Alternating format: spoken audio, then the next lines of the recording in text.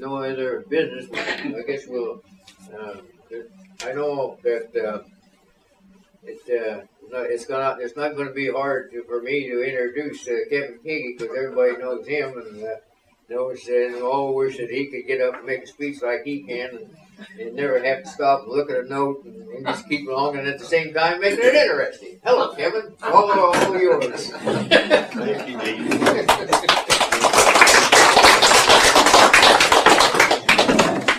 Thank you for asking me this evening. It's always a privilege and pleasure in February to get up and make a few talks about Abraham Lincoln. So you guys are going to be I'm going to save this for all my friends here. You're going to be my guinea pigs. I have to do a program for the state of Ella for the Vandalia State Historic Site. I'm going to do the thing on Lincoln's legal career. I thought I'd try it out on you guys first. Actually, Dean had asked me to do this, and then they called me up later and said they wanted to talk. I said, well, I'm already working on one. How about this? So I've been reading on it for the last few weeks, and it's always kind of fun. This is one of my favorite topics of Lincoln's legal career. Has always been one of my favorite topics because it touches the lives of so many people throughout the entire state of Illinois.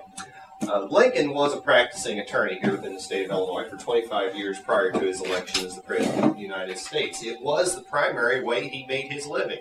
He served as a congressman here for the state assemblies and the General Assembly in both Vandalia State House as well as up in Springfield. He also served one term as a congressman, and he was constantly running for different political office, out politicking, stumping, so to speak, for different presidential candidates, working as an elector. He ran for Senate.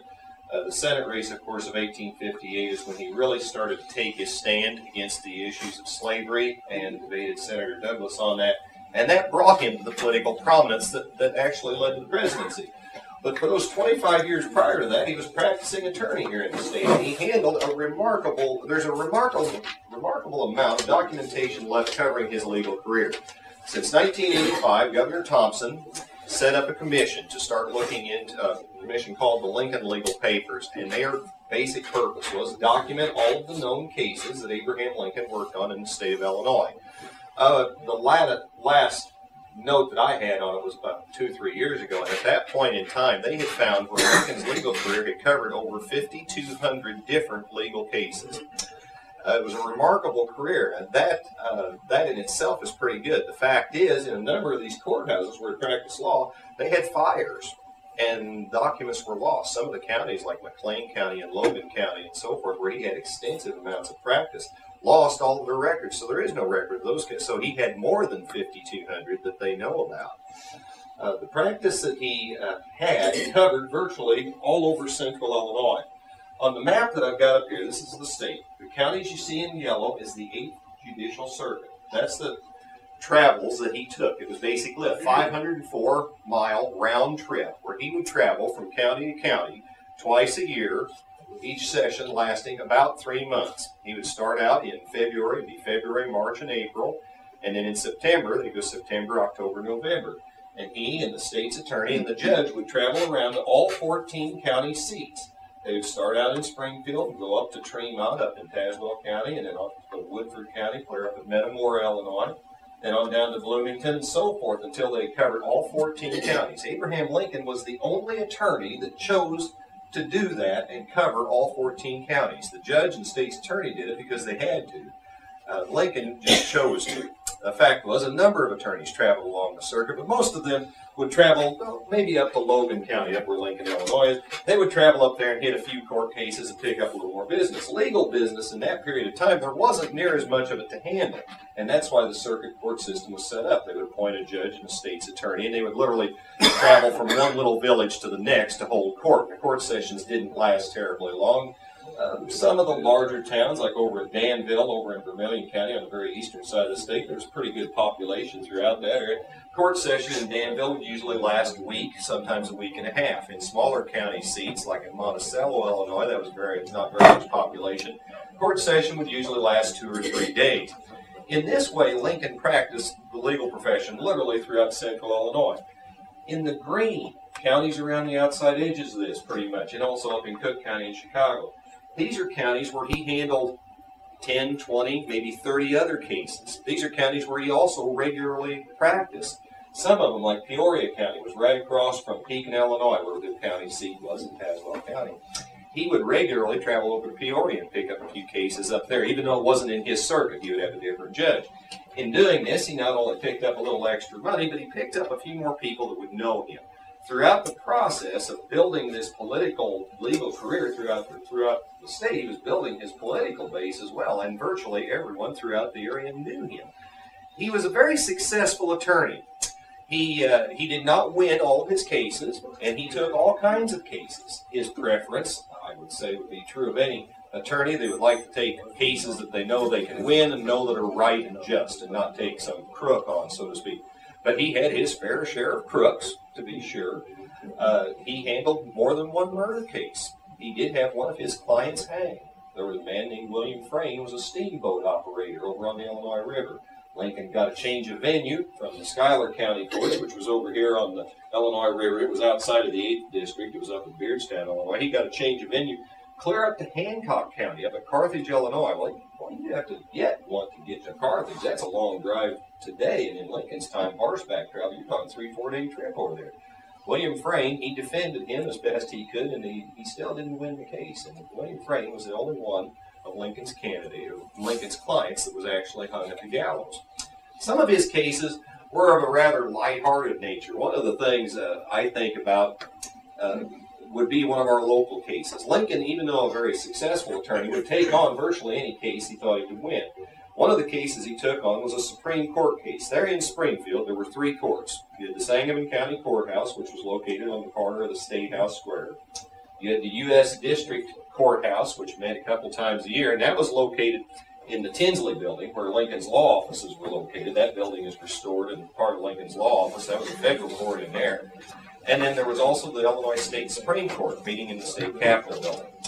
In those days and times, you really didn't have an appellate court. That did not exist at that time. For appeals, it went straight from a county court, like Judge Gillespie's court here in Bond County. If you didn't like the judgment rendered here, you appealed it to the state court. And it would be handled there in Springfield. Later, that was divided up into appellate courts, as we know them today. Mount Vernon, Ottawa, Illinois, and Springfield, Illinois, of course, was the other one in Lincoln's time. He handled a lot of legal cases that way by referral because he lived in the state capitol, because he knew so many people throughout central Illinois. He got a lot of referrals to handle work at the state Supreme Court level. And he was very successful in that. That was very good practice for him. He actually made pretty good money at it.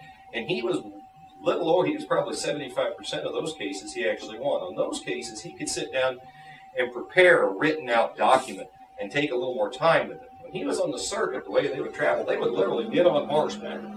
They would make the 55-mile trip from Springfield, Illinois, up to Tremont, Illinois. Tremont was a little village that was the original county seat. This is the old Tremont courthouse here. They'd travel 55 miles. It'd usually take 2 or 3 days to get there. They would sleep in little hotels along the way, or wayside inn, so to speak, or find lodging for the judge. They would share beds. What was it? One of the attorneys said the bedding was abundant. Their bed bugs, perchance, were super abundant. The traveling conditions were just abominable. I mean, most of the attorneys, Ward Lamon was one of the men associated with him in law practice, and he wrote about traveling a circuit. Well, you had to really want to do this, to do what he did, to travel the kind of route he did. The food was poor. Lodging costs were ridiculously low. It was only about 75 cents to board your horse and spend the night, eat a couple meals, but the food wasn't worth having. But Lincoln was the one man who never ever complained. Judge Davis would regularly complain. This is the old judge that he traveled with so much of the time. Judge Davis was a good personal friend of his. However, you needn't think that he got favoritism from Judge Davis. He lost probably a few more cases in front of Davis than he won. They did have their share of fun on the circuit. Once in a while, they would be holding court. Davis would be up in front. First of all, when they would ride into town, they'd ride into a town like Tremont. You get into Tremont, and all the attorneys would gather around, and it was like a carnival for people in these times. There was no other entertainment. Court sessions only happened twice a year, and people liked to talk, and everybody knew everybody's business. Everybody rode to town to find out what was going on in court. A few other attorneys would ride in. I'm sure a few would come down from Peoria to pick up a few cases and so forth. And they would literally meet out in the lawn of the courthouse under the trees, and the lawyers would be meeting clients and finding out what happened in a case. And the judge would set up a docket, and then they would go in and start trying cases. They would form a jury. They'd usually have that picked out and get that taken care of, and they'd just start holding court. since everybody came to town, the traveling salesmen and the medicine wagons and shows and anything else that was going to come to town tended to travel with the court because they knew everybody would be in town for it. So it was a very gala affair when everybody would come. And it was a great opportunity to build political fences. He built a lot of friendships that way throughout the state of Illinois, meeting people just that way. He had to think on his feet. There were no law books. Lincoln's files were just like you see right here on this table.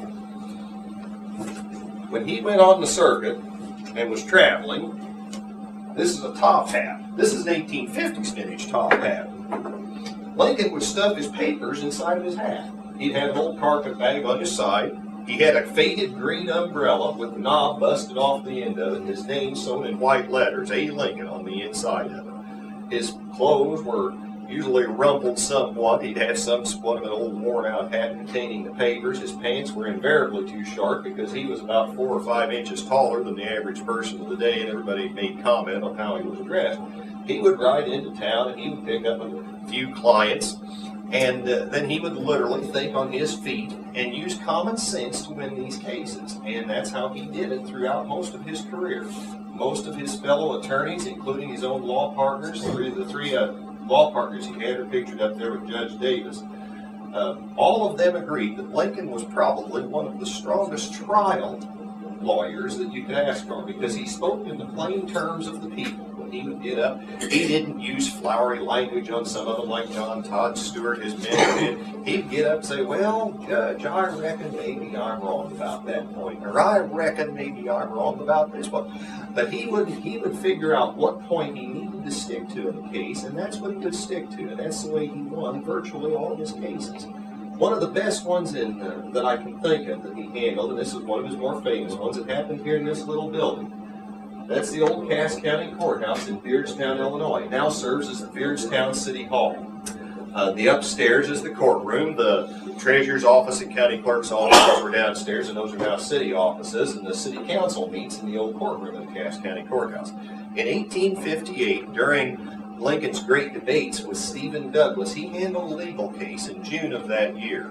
And he worked this case in, and it was for an old friend of his from New Salem. Her name was Hannah Armstrong. Duff Armstrong was her son. He was about 22 years old. He had been to a camp meeting. And camp meetings, you'd have the camp meeting and the religious services going on in the center, and everybody else gathered around the outside drinking home brew, and the people in the camp were praying for the ones drinking the home brew outside. A fight broke out, and Duff Armstrong was accused of murdering a man. There was two of them involved, Duff Armstrong and another young man, and they were accused of murdering this Norris. Well, they held a trial in Menard County up in Petersburg for the other guy first, and he was found guilty and sentenced to the Alton Penitentiary. Lincoln got involved. Hannah Armstrong, who Lincoln had known from the New Salem days, Jack Armstrong, her husband, was the leader of the group they called the Clary Grove Boys, and that was the men that he used to wrestle with in New Salem. Lincoln had been friends with this family for 40 years, and Hannah Armstrong called him, got a hold of him, got him a letter, and even during his political time that he was going through with Judge Douglas, said he agreed to take this case and traveled the 100 miles over to Beardstown, Illinois to handle it. He got a change of venue to a different county, so it was handled over in Beardstown. He got there, and he did the same thing he did on all cases. He listened to the witnesses, he listened to the testimony. I mean, it was a pretty foregone conclusion. Jack, the Armstrong boy, Duff Armstrong, had been involved with this other guy. The other guy had already been found guilty in another court. They had a witness that had seen it happen. They had the weapon, the murder weapon, supposedly that it happened with was a thing they called a slug shot, or just a big stick for practical purposes. And Lincoln got in there in his old slow drawl, and, well, I reckon that could be true, and I reckon this could be true, and he went on and on. They finally got the witness up there, and they said the witness got up there, and he testified, yes, I saw Norris and Duff, I saw him strike him, I saw him by the light of the moon. They said, well, how could you see him if you were standing 150 feet away? I saw it by the light of the moon. Well, was the moon bright that? Yes, the moon was bright. Full moon was high in the sky. You could see everything clear as could be. Really? Lincoln got him 6 times to testify that he'd seen this happen by the light of the moon from 150-foot distance. He then brought forth another witness, and that witness came forth and said, that isn't a slug shot, that's mine. Mine's been missing. Mine's got my initials carved in the bottom. He proved, first of all, that the murder weapon wasn't in fact the murder weapon. Then he basically hammered that witness about his testimony. You've heard him say he saw it by the light of it. Ladies and gentlemen of the jury, I beg of you, I beg differ on this. I can't imagine him saying that because I've got an 1857 almanac that shows that the moon was only a sliver of moon and it had set by 11 o'clock that night. There was no moonlight. And they passed the almanac around the room, and sure enough, it was true. It was not a doctored almanac. But just by using common sense, he created the shadow of doubt that he needed to convict that boy. He told Hannah Armstrong that day, one of the things he did, he would get rather emotional during his trial. He got very emotional about this. He started, I remember Hannah Armstrong, she was a good friend of mine. Why, she sewed my jeans for me when I was a young man. I remember rocking this boy in a cradle as a little boy. Well, there's no way this boy could have murdered anybody. I mean, he got very personal in this case, and he told Hannah whenever the jury left, he says, your boy will be free tonight. And he was. They acquitted him of the murder in that trial. That's one of his more famous trials. Another one that he got all fired up about, and William Herndon, his third law partner, is this man up here. Herndon wrote a lot about Lincoln's legal career. A lot of it, you have to take Herndon and kind of, some of what he said was good, some of it, well, he'd flower things up a little bit, but if you read enough history, you can pretty well pick out when he's bragging on himself and when he's talking good about somebody else. He got talking about a case, I think the old lady's name was Ward. She was a Revolutionary War widow, and she came into the Lincoln Herndon law offices in Springfield one day for a little matter she wanted to discuss with him. She was crippled up, she was stooped over, and she made her way up the stairs of their law office and started telling her story. She had come out here to this part of the country from Virginia. She was entitled to receive a pension. She had talked to a pension agent in Springfield who agreed to get the pension for her. Her pension from her husband would only be $400 a year. The pensioner took $200 for his share to get that old woman her pension. Lincoln had left his notes in the drawer of what he was going to do, and his notes were rather unique on this case. Herndon found them many years later stuffed away in some of his papers. I think his notes read something like this: no charges, not professional services. Talk about Revolutionary War, talk about the soldier's bleeding feet, talk about her husband, and then skin the defendant. And that's exactly what he did. He read a book on the Revolutionary War out loud in the law office the day before the trial. When he read a book, he'd sit back on an old couch in his office. If you go in his law offices there in Springfield, you see an old couch on the end. He always sat on a couch. He'd sit on a couch with his feet up on the end and read out loud. It just annoyed Herndon to death. Just drove him about berserk listening to it. But Lincoln always said if he was seeing it and hearing it, he remembered it better. Therefore, he always read out loud. He read chapters on the Revolutionary War, and he got up in this trial.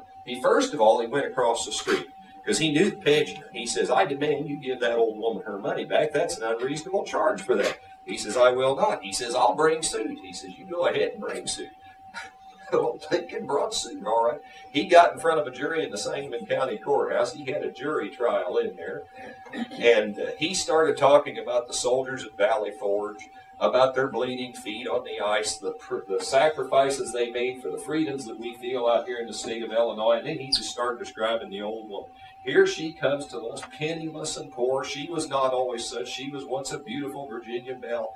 And what are we to do to her? Are we going to befriend her, or are we going to let this pensioner fleece away this poor old woman's money? And I mean, by the time he was done, half the jury was in tears, and the guy on the defense stand was withering under the fire of Abraham Lincoln.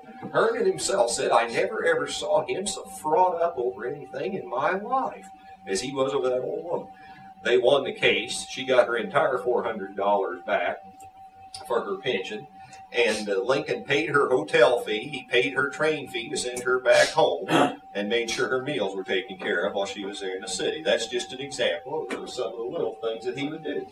Now, as he traveled around the circuit, he had a lot of interesting cases. One of them I always thought was kind of funny, happened up in this little building. The Metamora Courthouse is a state memorial. In fact, as you look at these buildings, these are the 14 county seats that he performed work in, pictures of them.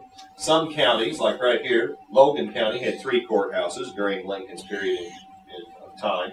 Of the buildings you see in color, Metamora and Postville and Mount Pulaski and Taylorville, Illinois, the Decatur courthouse, the original log Decatur Macon County courthouse that stood in the town square, is still in existence. It's these two are on Historical Society grounds, and the state of Illinois owns these three. All three of those buildings are still in existence, and they're all memorials that you can go visit if you want to learn a little more about his career. In Springfield, the Supreme Court building, the Federal Court building, of course, the old State House and his law offices are in existence, as well as the Cass County Courthouse over at Bairdstown, where the Almanac trial was held. All of those buildings are there. Up at Metamora Courthouse, that's a particularly charming little village, about 1,200 people, probably 25 miles northeast of Peoria is where it's located. He handled a law case up there that was kind of an amusing case. It was an old woman, but it was serious in nature. It was an old woman. She was, I believe, 77 years old. Her husband, I believe, was 78 years old. I guess he was an abusive old man. Nobody liked him. And he was particularly abusive to the old woman. He was always threatening her, and one thing or another. She picked up a cord of firewood and knocked him over the head and killed him. And it came to trial. And Lincoln handled her case for her. And it wasn't going so good. Everybody was in sympathy. I don't think anybody regretted the fact of what she'd done to the old bird, but she was guilty. And so they'd had a recess during the time. They were down in the hallway of the courtroom, and the old woman asked Lincoln, well, how do you think it's going? He says, well, I'm sorry to say it's not going very well. She says, where do you think, I'm thirsty. Where can I get a drink of water? He says, I reckon they got pretty good water in Tennessee. and she took the hint and left. He had 2 disappearing clients in his career. When he went back upstairs, they called the court into session. Her name was Melissa Goings. I always thought that was kind of going. Anyway, he told her, he says, I reckon they got good water in Tennessee, and that's all right. And Judge Davis called him to stand. Lincoln, nobody ever called him Abe or Abraham or Mr. Lincoln is what everybody to a person called him. His wife called him Mr. Lincoln, and the boys called him Paul. But everybody else called him Lincoln. Judge Davis hollers out at the stand, Lincoln, come to the stand. Where is your client? I don't know, Your Honor. We have made a search of the building and cannot find her. Doggone it, Lincoln, you've run her off, haven't you? He says, I didn't run her off, Your Honor. But anyway, that is a true story, one that happened down there. From Metamora, they traveled down to the old Postville Courthouse. Now, Postville is a state historic site that has been rebuilt. The original that's part of the city of Lincoln, Illinois today. That was the first county seat in Logan County. That building was bought by Henry Ford in 1929. It was moved to Greenfield Village. So if any of you have ever been up there, you have seen the original Postville Courthouse. In 1953, the state of Illinois decided it'd be nice to build a reconstruction of it on the exact site. It's a small park within the city of Lincoln today. That building is the reproduction building. From there, the county courts moved down to Mount Pulaski, Illinois. That little building's about 25 miles northeast of Springfield, where it's located.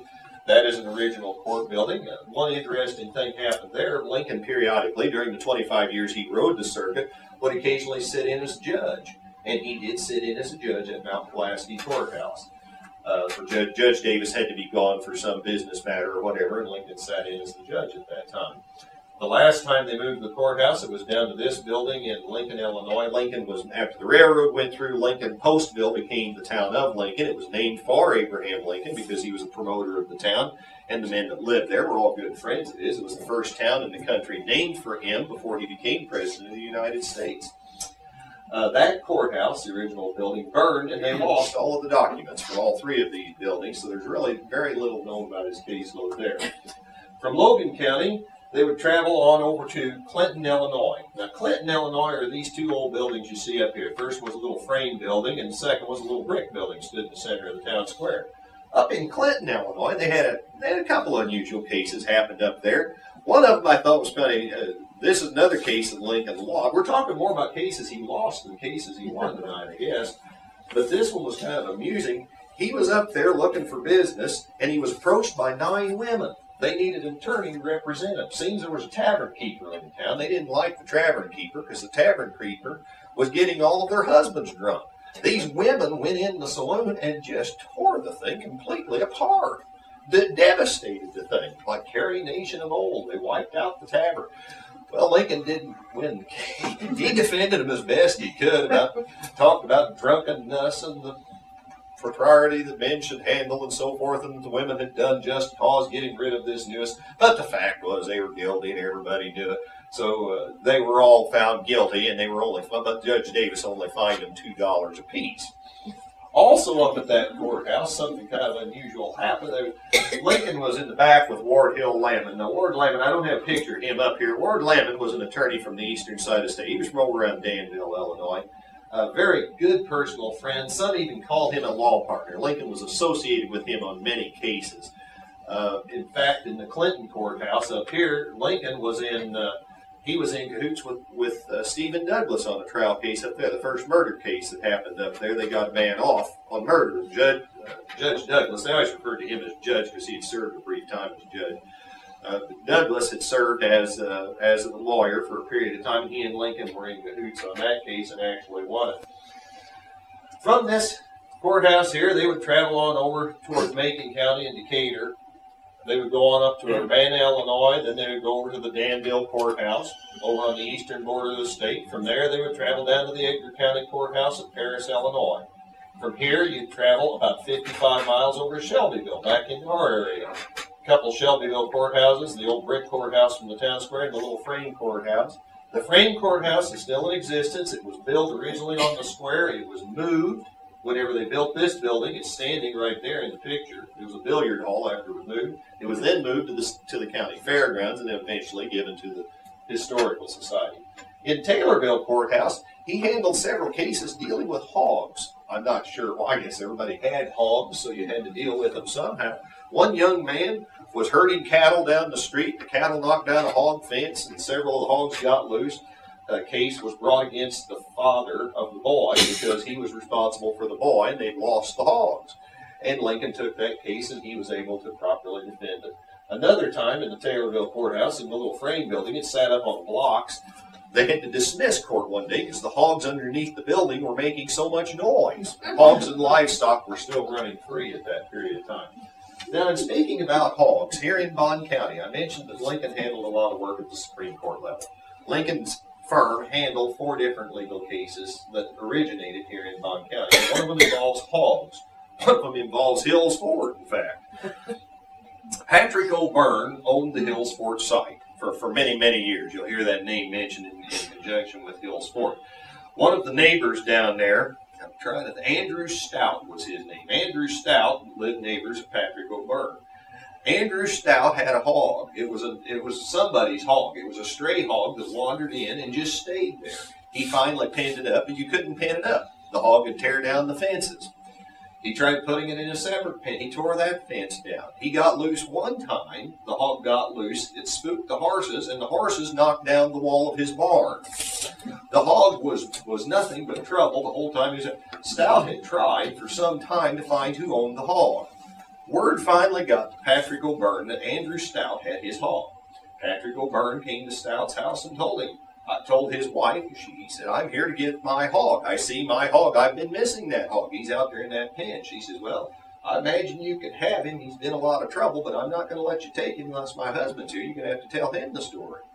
So Andrew Stout came back the next day. Patrick O'Byrne came back. "I want that hog." He said, "Well, you can have him if you can catch him." Well, they went out. He was gone that day. The hog had torn down the fence again and was gone. Stout told him, he said, "Well, if you want your hog, stick around here a little while. He'll come back and tear up something else. You can take him away then." O'Byrne never came back, and he never came back. Finally, Stout penned up the hog in a special pen and told his hired man, "You can butcher that hog. I'm tired of messing with him. I'm just going to get rid of him." Byrne wouldn't come back and get him. Well, lo and behold, the hog died. He died before he could be butchered or anything else and had to be disposed of. The moment he died, Patrick O'Byrne filed a suit against Andrew Stout because of his hog. And Stout lost the case. Stout appealed it to the Illinois Supreme Court. And he finally won the case. In this judgment, he won $3 at the Supreme Court level. Abraham Lincoln handled the case for $10. Now, Lincoln in 1857 was a very successful attorney. He had been handling railroad litigation cases up in Bloomington, Illinois, a very famous case up in Bloomington, Illinois. But he'd taken on this case for $10 at the Supreme Court level. He finally won this case. That was one of them he did win, was concerning the $3 hog. Andrew Stout, it came out in court in some of the documentation. Andrew Stout hadn't fed that hog for 3 years. Burns forgot to tell any of the jury members or anything else the fact that the hog had been missing for 3 years, and the Supreme Court finally looked at it for what it was and said, there's a lot of reason to believe that this hog was more Stout's than it was his. Even when he showed up to get it after a couple of years, Stout was willing to give him the hog to get rid of it. Stout should have filed suit against Burns to rebuild the barn and rebuild all the fences. One of the other cases Lincoln handled at the Supreme Court level, but based here in Bond County, was an unusual case. It was a buggy case. This, too, was handled at the Supreme Court level for, I believe, a fee of $20. And this one started out on the town square, on the northeast corner of our town square, up where the Ben Franklin building is. There was a man named Moffat up there, and he run a buggy shop, a wagon and buggy shop, and he had buggies for sale. Isaac Smith was a betting man here in Isaac Smith bet Moffat $110 against his buggy that Millard Fillmore had won the election of 1856. This was the day after the election, and the election returns were not in. It wasn't known for some time. They called Jediah Alexander, who was the newspaper printer here in town, and they gave him the $110, and they gave him the wagon. And they said, okay, as soon as it finally comes out in the papers who won the election of 1856, you either give him my $110 or give me his buggy, one way or the other. Come down that Moffat had lost. He'd lost the case. He'd lost his buggy. So Isaac Smith went and got his buggy. In the meantime, John Smith, who was Isaac's nephew, filed lawsuit against Isaac Smith because after the election, John Smith had bought the buggy. Moffat figured he was going to get rid of it one way or the other. If he lost it, he'd just sell the thing before he had to give it away. Well, it was given to the guy who won the bet before the guy came and picked it up.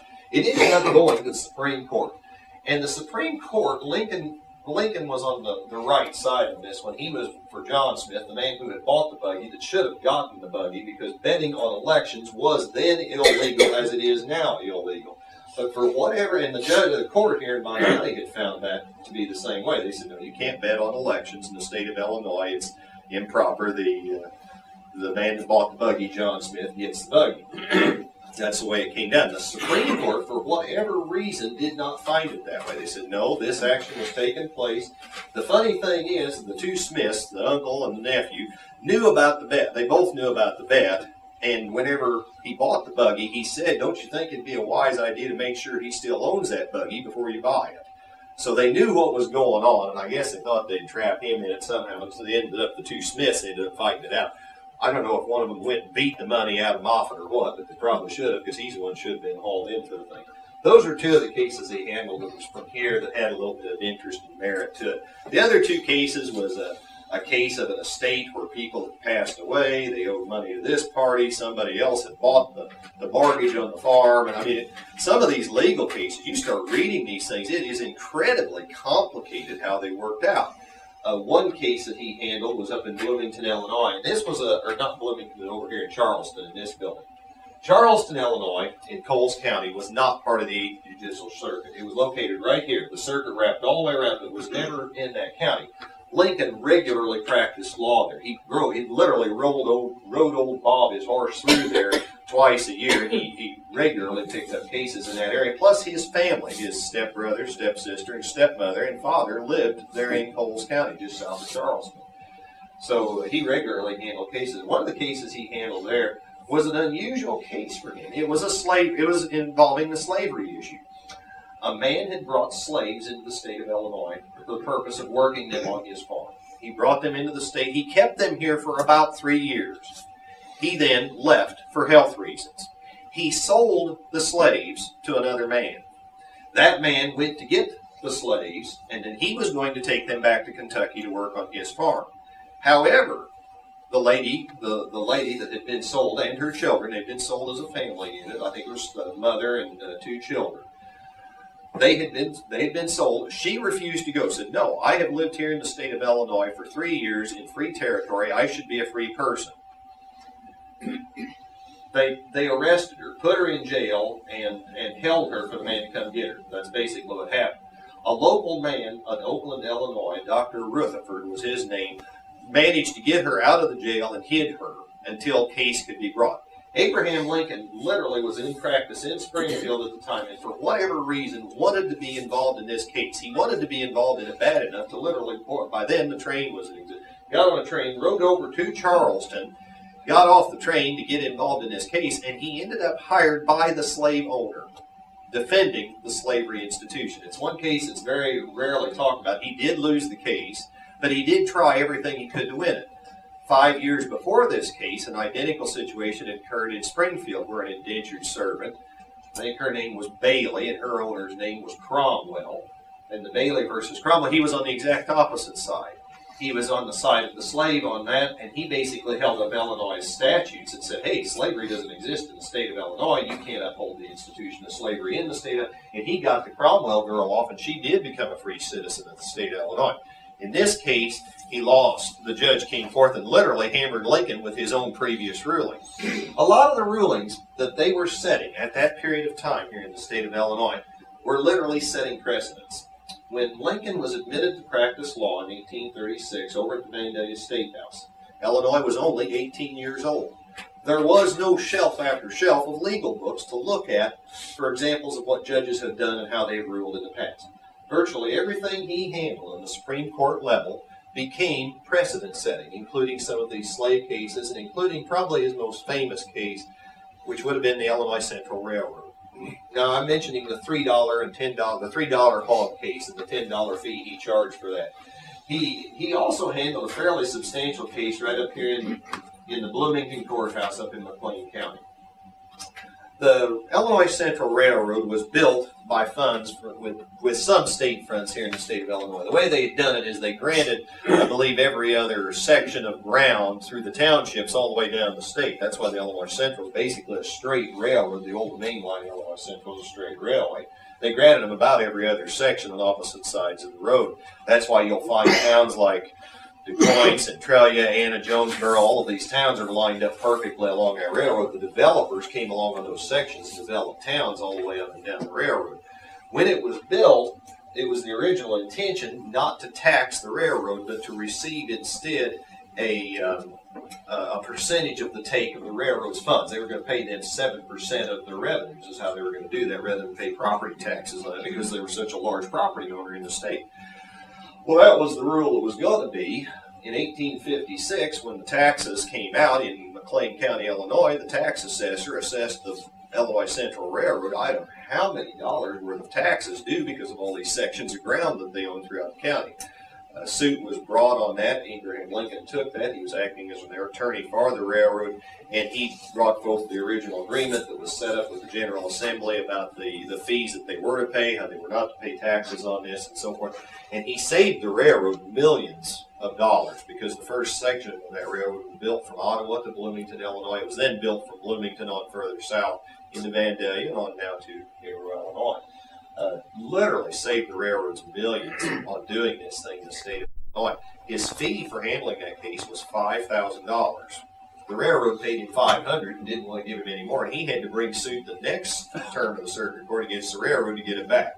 And apparently they finally went ahead and paid him. They did go ahead and pay him. His $5,000 fund from the Illinois Central Railroad is what paid for his political campaign against Stephen Douglas in 1858. So that's how he was able to fund his campaign in doing that. So a lot of that covers a little bit of his circuit work throughout the state of Illinois. It tells you a few unusual stories about Abraham Lincoln and some of the funny things he did. I think there was one other story I was going to tell, talking about some of the trivial nature of in addition to large land cases like the railroad case. Those obviously are the majority of his work. Probably another very large one he handles was called the sandbar case. It was handled in Chicago, Illinois, and it was over the grounds of the shifting sandbars along the lake shore in Chicago. Who owned those and who had the right to develop those? And obviously, if you've ever been to Chicago, you see the Navy Pier and all the grounds that have been built out there within the grounds of Lake Michigan. There were several cases settling who actually owned those and could sell those grounds. Lincoln was involved in that legislation. He was involved in a legal case up here at Rock Island, Illinois, a fairly prominent one. with the Chicago on Alton Rail, with the Chicago Northwestern Railroad and Rock Island Railroad were the first railroad entities to build a river bridge across the Mississippi River. A boat came down the river. It bumped one of the piers of the railroad bridge. The stove fell over on the boat. The boat burned up.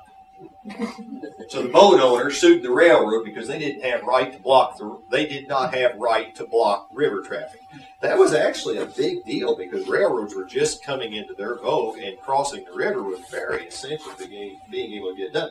Prior to that, all of the traffic, barge traffic and so forth, even to this day, there's a lot of traffic up and down the Mississippi and along the rivers. In those days, that was the main mode of transportation. That was a pretty big case to handle, and he handled that case very well. He also handled a case for McCormick Deering Company, who invented some of the reaper equipment and so forth, some patent infringement cases with that.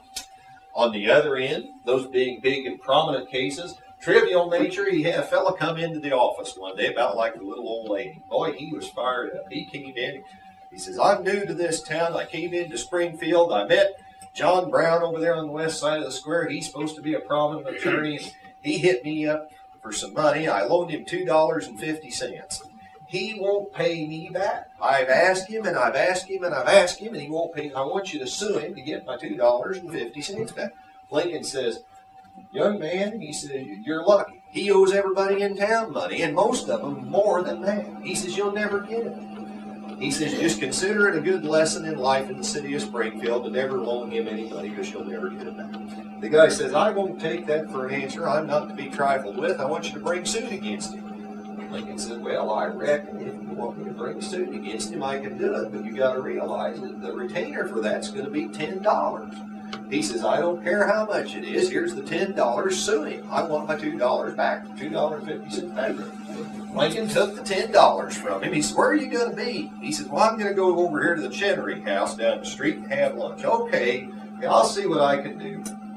Lincoln had a law clerk named Gibson Harris. He was a young man. They always had law clerks working in his office to help write out appeals and so forth.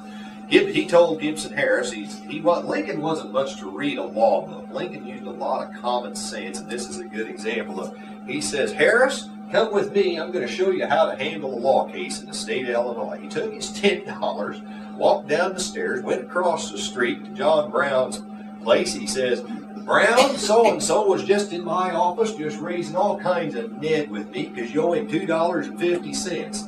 Now here's the $2.50. Go pay him and apologize to him. He's over at the Chenery house. Lincoln made $7.50 and never had to bring it to court and solve the case. It's silly when you say stuff like that, but that's literally the way he handled some of his cases with just the absolute basic common sense. He would appeal to the common people, and they would respond to it. That's why he was so good with the jury, and that's why he was so successful building the political backing that he had throughout the state of Illinois. It was the same common sense that he learned at these civil courts out there under the trees below the Metamora courthouse, meeting people and figuring out how to handle a case that gave him the life experiences he needed to lead this country through the incredible time that he had to lead us through. With that, I think I'll bring it to a close, and I'd be glad to answer any questions I could for you.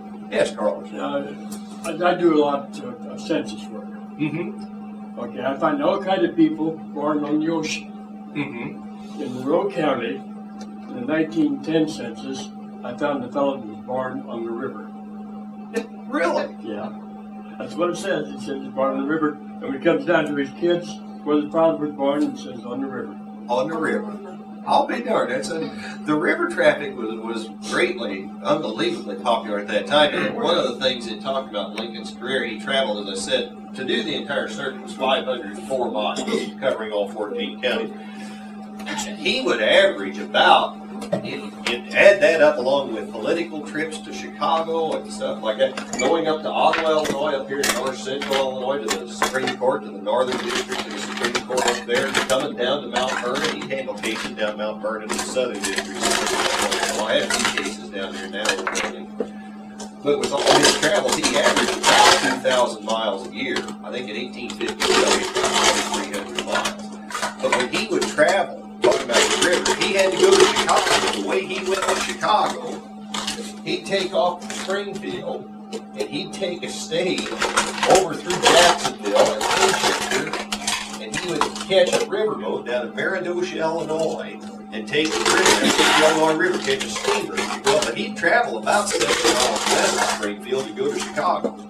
Is how he would do it. He would travel by river here if he could at some point. Can you explain the pictures you have?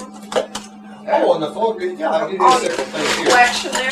Now, I brought several things. A lot of my collection's on display over at the Vandalia State House right now, but these are a few of my favorite things. The painting that you see here, painted by Bloomington, Illinois. He was a portrait painter, and he was actually a very good artist. It was painted about 1856. That's a print of it. He painted Lincoln's portrait because Lincoln was so well known in Bloomington. Several of these counties he was particularly popular in. Bloomington, Illinois, he had a lot of friends there. Throughout Logan County, up around Lincoln, Illinois, Lincoln, Postville, and Mount Pulaski, a lot of friends here. Also in Menard County, up around Petersburg, where old New Salem printer. He handled an extraordinary amount of cases throughout here in this area. I mean, if he was available during court time to handle the case, he was the first one most to choose from. He was very popular as in Bloomington. That portrait was painted of him up in Bloomington. It was held by the painter's family. He painted that thing and had it hanging in his store window as an advertising piece to show people what he painted. So that people in the downtown district knew him. That's the reason it was painted, and that's why they kept it. The little photos that are in here are called carte visites. And what those are actual photographs taken of Abraham Lincoln, like this one here is taken in 1864. That's Abraham Lincoln and his son Ted, his youngest son. They went to Brady's studio and had the photograph taken. They were looking at a photo. A lot of people say they're looking at a photograph album, and it was just such a neat pose. They were standing there. He said, "Just hold that pose. I'm going to snap a picture." The same day they took that photo, they took the profile view that shows up on our penny, and they took the $5 bill pose. That was very popular though in that time. And that image was reproduced just hundreds of thousands of times. Brady would take his photographs on with a 4-lens camera. They would project the image onto a piece of glass, which was a glass negative. They'd cut the negative in 4 parts, and he would ship it to his studios in Washington, New York, Philadelphia, and Chicago, I think. And he'd start printing that thing. They would just print thousands. They'd hand them out. That's how they would use those photographs. They're not terribly common today. Some are worth $35, $40, something like that. And I've got quite a few. I guess I got about a dozen. That image is of Lincoln in 1864. Mary Lincoln was one that she liked. That image dates to 1861. Printed about 1863. These two, what photographers would do is once you had a carte taken by Brady, some other photographer, you take that and you take a photograph of it, doctor it up with India ink, make Mrs. Lincoln look a little bit thinner and more attractive, to print up a new picture of Mrs. Lincoln. That's what this one is. This is her in another inaugural gown. It was taken the same day that she changed the gown. There's 3 different gowns taken, but they're all taken by Brady the same day. That one was printed about 1860. It's called Pirates. Same thing here. This is a photograph of Lincoln and Tyler and Company. This is just a Civil War reunion from the Grand Army of the Republic. These old men in here all said they got a poster with us that we voted for Lincoln. I believe that was the 1909 Grand Army of the Republic reunion up here on the Bond County Courthouse Square. And that's one of the ribbons from that. My grandfather didn't. Okay. This one here, this is kind of neat. These are called ferrotypes. And these are actual tintypes of Abraham Lincoln and Stephen Douglas. The Lincoln piece is from 1864, and the Douglas one is from 1860. They run against each other in 1860. And then a postcard of Abraham Lincoln. Those things are kind of neat when you take them out of there and you flip it over. On the back side's the vice presidential nominee. So Andrew Johnson's on the back of this one. And a guy named Benjamin Johnson, I think is his name. He's the one that was running with Stephen Douglas. He's the vice presidential nominee. But those are set in a little fancy brass frame. Those are probably the 2 rarest things. To actually have a Lincoln campaign poster is a rather unusual piece to have. So I'm rather pleased with those. Any other? What's your most valuable piece of Lincoln? I would, well, the ferrotypes, they'd be worth them. Well, they're probably worth a couple $100. something like that would be. The little CDVs, they all vary. You see them things once in a while on the internet for anywhere from $35 to $100. Once in a while, you'll get a real good image with a tax stamp on the back of it. They'll bring a little more money than that. I'm pretty thrifty. I never spent that on mine. In fact, I inherited the first two I ever had when I was a little boy. I remember going, I guess I was always nosy and interested in stuff. Or I remember being down at my aunt's house. I was about 10 years old. I'm poking around down in her basement, found an old family Bible, and I'm thumbing through, for whatever reason, I'm thumbing through this. Open up this Bible, there's a photograph section. And there on the page, here in this old ancient book, is a photograph of Abraham Lincoln. I couldn't believe it. You know, I was impressed. I went right upstairs to Aunt Mary. Aunt Mary, did you know you had a book down there with Abraham Lincoln's photograph in it? She says, what are you doing in that box of stuff? You ain't got any business in there. I never said anything else. About 5-6 years later, Mom came home. She says, Aunt Mary knows you like old stuff. She sent home a box full of old books. I think a couple old Bibles in that thing. Boy, I couldn't pop that thing open fast. And sure enough, there they were, those first two photos that I've got. Since then, I've bought and swapped and traded around for some of the others. I sold a darn good toy train set for these two here. I built nice American fire train set. But you have to do that. You have to have a little fun with it, swap and trade around. They were worth a little bit more money than I wanted to give for them at that time. You know, a couple $100 when you got a couple kids. I've had it for 6-7 years. Nathan had just been born. I was probably still paying St. John's Hospital for Nathan whenever I bought those. So I sold the train set and bought those two. That's how they came along. Any other questions?